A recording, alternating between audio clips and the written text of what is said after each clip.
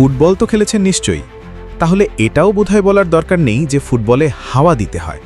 ফুটবলে হাওয়া না থাকা নিয়ে হয়তো অনেক মজার স্মৃতিও আছে আপনার, কিন্তু ফুটবলে চার্জ দিতে হয় এমন কিছু কি কখনো শুনেছেন?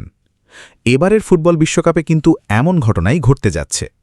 এই বিশ্বকাপের অফিসিয়াল ম্যাচ বল ত্রিয়ন্দাকে সচল রাখতে হলে নিয়মিতই তাতে চার্জ দিতে হবে। স্মার্টফোনের ব্যাটারি শেষ হলে যেমন আমরা পকেটে চার্জার খুঁজি, ঠিক তেমনি রেফারিদেরও ম্যাচ শুরুর আগে নিশ্চিত করতে হবে বলের ফুল চার্জ আছে কিনা। একবার পুরো চার্জ দিলে এই বল টানা 6 ঘন্টা সচল থাকতে পারে। 1.5 ঘন্টার একটি ফুটবল ম্যাচের জন্য যা যথেষ্ট।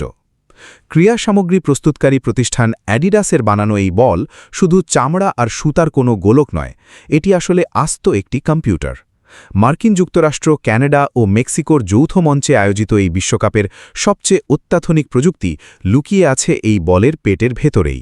অ্যাডিডাস বলের ভেতরে যুক্ত করেছে একটি বিশেষ মোশন সেন্সর চিপ। বলের ঠিক কেন্দ্রে বসানো 500 হার্টজের এই সেন্সরটি প্রতি সেকেন্ডে 500 বার তথ্য বা ডেটা রেকর্ড করতে পারে।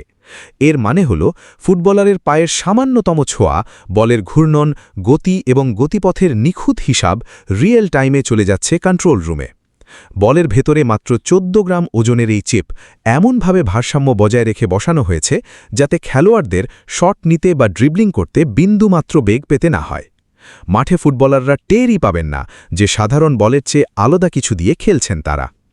মাঠে রেফারিদের অফসাইড, হ্যান্ডবল কিংবা ফাউলের মতো জটিল সিদ্ধান্তগুলো দ্রুত এবং নিখুঁতভাবে নেওয়ার জন্য এই বলের তথ্য সরাসরি সাহায্য করবে। অফসাইডের ক্ষেত্রে ঠিক কোন মুহূর্তে পাস দেওয়া হয়েছিল তা খালি চোখে ধরা না পড়লেও ত্রিয়ন্দার চিপ সেকেন্ডের 500 ভাগের 1 ভাগ সময়ে তা ধরে ফেলবে।